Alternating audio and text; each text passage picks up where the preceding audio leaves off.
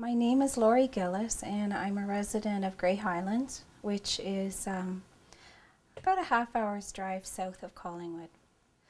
We've lived here for over 20 years.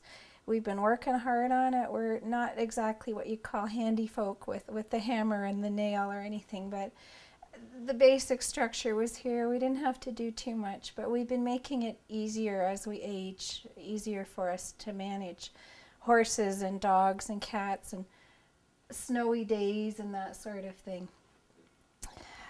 We are sitting here waiting for the MOE to decide that it's okay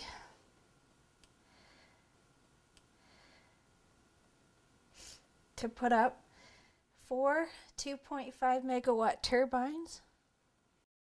The 2.5 megawatt turbines they want to put up near Lake Eugenia would be the same size as the turbines, 2.5 megawatt turbines they put in Australia, where people fled from their homes. People were so ill so quickly. I mean, the impact from something so large was pretty immediate and pretty powerful. And I mean, these turbines are going to look, they're going to make the Melanchthon Amaranth turbines look like little brothers. These are big and powerful. And I know that there are 3 megawatt turbines proposed, and I know they're working on sizes bigger than that. I mean, this is nuts. Mm-hmm. This is nuts. In order for these things to work properly, we wouldn't have room to walk or build roads or anything else, because you'd have to put so many in to make this, to make wind power the way to power everything in the future. It's not feasible. It is not viable. It just can't happen. And in the meanwhile, there's a whole bunch of real human guinea pig families out there who've lived through it, who are living in it, and who dread the thoughts of living in it. And not okay. That's not okay. I would like the ministry people to hear that, and the politicians who keep promoting this garbage. Well, they haven't. I mean, when we hear of these projects and we hear of the issues that come with them, we assume that we can go to the Ministry of the Environment, even to the wind company. Some of us think that they can't be that bad. If they knew something was wrong, they would put a stop to it. Surprise. I mean, all kinds of us have gone to the Ministry of the Environment. I see people at these frickin' open houses, the wind companies do, begging for these people to understand what they're trying to tell them about health issues, about property values, about just quality of life being completely devastated. And the wind company people will sit there, and some of them look like they're on another planet and can't wait for the night to be over. The more despicable ones, to me anyway, stand there and nod and look sympathetic, and some even take notes. You know, tell me it isn't the 150th time they've heard this from how many people in this province. The MOE, they are far too concerned with promoting the green energy policy to truly address what's going on, as far as I can tell. Because when I ask things about health issues, about how will you mitigate when there are problems, because I've no doubt there will be problems. There have been in every project that I know of that started up in this province and in other countries as well. The reply comes back, we have to protect people from coal and people with asthma. And Arlene King says it's fine because she read some papers. Let's just go along with this. Everything will be fine, is basically the gist of it. And I mean, I even contacted the Ombudsman very recently. I said, I've sent in questions. I wanted to know what they will do specifically if my family gets sick. And even the Ombudsman said, but they can't answer that because that's a hypothetical. situation. Yeah. Thank you very much, Ombudsman. Glad you're here for us. Yeah, that's what I got.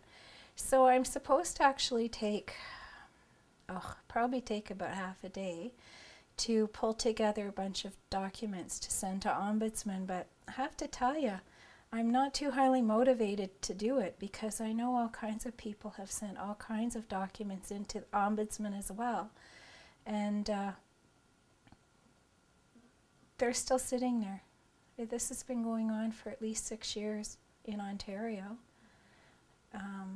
I know there are families who have quietly moved away because maybe they knew what they would run into, but I suspect they just wanted to get as much value out of their house and just get out of the way of what's happening. I know of all kinds of other people who have tried to get help from the people who we expect are there to help us, who are still sitting there or who just finally gave up and walked away. I mean, so when proposals come down on our heads, when we're living in the shadow of a turbine proposal, it's terrifying. It's not like we've sat back. We work hard to educate people. I think that's the first thing, in my opinion anyway, that's a big one, is to get people to understand what industrial wind turbines are really about. And I still haven't found anything that tells me they're about clean green energy or anything that's good for any of us in this province. So we teach the general population and raise awareness. We do that by writing letters to the editor.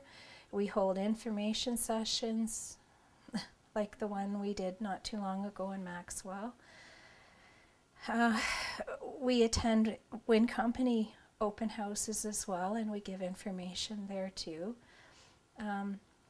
We meet as individual groups and brainstorm on ways to move ahead and try to get help for people, try to put an end to what this terrorization of rural Ontario. There are people who are taking legal action. There's all kinds of legal fights going on about wind turbines. There are professional people who are working hard to do studies and put papers together and try to make the data official. I mean, I hold to the fact that the data's there, whether it's made official by peer-reviewed studies or not. It's bloody well there. There are so many people who are coming forward, and they haven't spoken with each other. A number of them haven't even gone on to the internet, and they're coming forward with the same symptoms over and over and over again. And unfortunately, they're running into the same stonewalling that you get from the MOE, often from your own township or municipal council. What else are we doing? We do the odd protest here and there, and we try to put the spotlight on it as often as we can and try to make people wake up. I think we've taken the shine off the whole industrial wind turbine clean green energy thing. But till now, it's worked quite nicely for the politicians in Toronto. The urban people who don't have it right in their face, they don't drive through it if they drive through Shelburne, they don't have a project proposed off their doorstep. They probably don't talk to most people out here who are actually living it and experiencing it. And they keep voting these people in who throw out the mirage of that icon of a wind turbine as being the answer to everything. Clean energy, jobs, of which it's not an answer to either. And in fact, it's causing great harm to a number of families in this province. Yeah, so it continues because We still have a little ways to go to educate the urban population, but I really do think they're getting it. I'm really, really convinced they're getting it. And I think politicians pushing the green turbine, wind turbine agenda are going to find their days are numbered here pretty soon. They better start listening if they want to stay in power. Yeah, I have approached the media, and they've approached me because I'm fairly outspoken. And it's across the board, although I think out here we've been really fortunate to have some people who got it right away. The Owen Sound Sun-Times has been fantastic. The Wellington paper, I think it's called the Wellington Times, I'm not sure, but they've been really good too. They've listened to us. Some people listen, and it's true that once people look into the issue and make an effort to understand what's going on, it's pretty clear there's a serious problem with wind turbines. Grey Highlands Council has been pretty good in terms of, again, listening to what the people are telling them about trying to understand what's been happening in other projects in this province. They're working hard to put up a fee structure that makes it more difficult for wind companies to move in. They're working hard to make sure those wind companies stick to every piece of process there is. And of course, they really don't do that very well. The wind companies do not follow process terribly well, so they've had to go back to the drawing board more than once here. And I'm proud to say that those council people have been part of making that happen. Yeah. The county, here you go again, you have a whole range of people going there too. So some understand the situation in terms of the tremendous problems, and others dismiss it and carry on with the ideology of it. I'm getting the hell out of here. If that turbine project is approved, if it even looks like it could be approved, I'm out of here. I'm not, look at this little thing. I'm not putting her in front of 2.5 megawatt turbines, or me, or Pete, or the horses.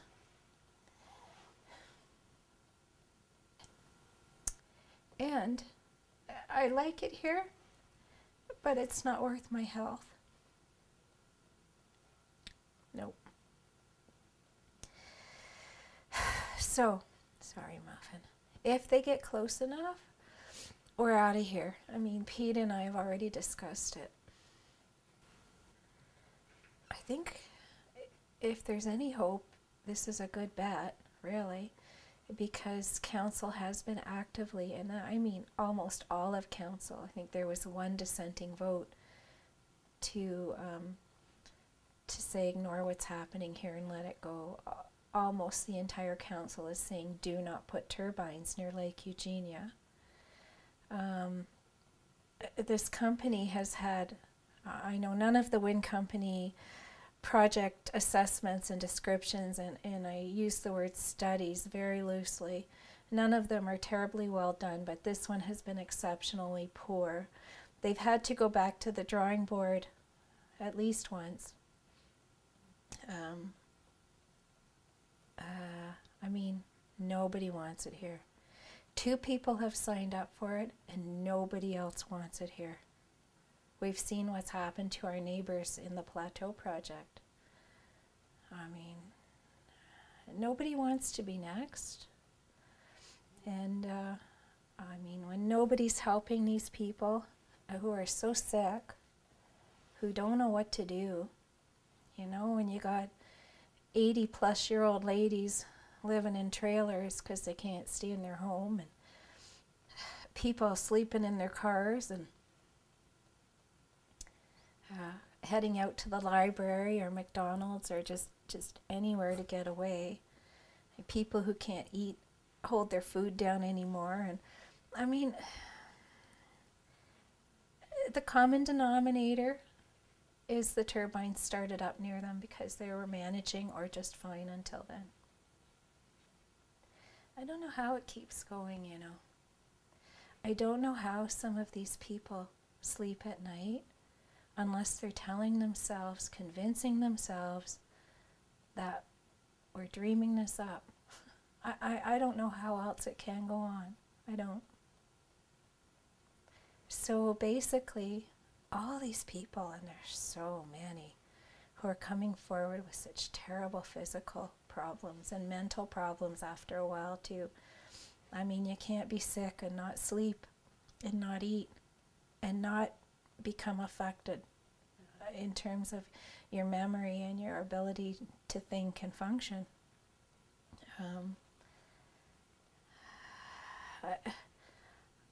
I believe these people. I don't know how you talk yourself into not believing them, but obviously they're able to. And is it because of an impending pension? Have you been at the MOE so long that you just have to finish this out and get away? I don't know. I don't know. Maybe it's money for them too. If you're sitting, just like I'm sitting, with an impending approval over your head, and like I know a couple of other, well, more than a couple, a number of us are sitting in that position. We're sitting here waiting for the boom to fall. Take a deep breath. Take a deep breath. And I know it knocks the wind out of you for a little bit, but take a deep breath and keep fighting. Keep talking. Keep communicating with each other, because I still think we'll bring this down. It has to come down. It's so wrong.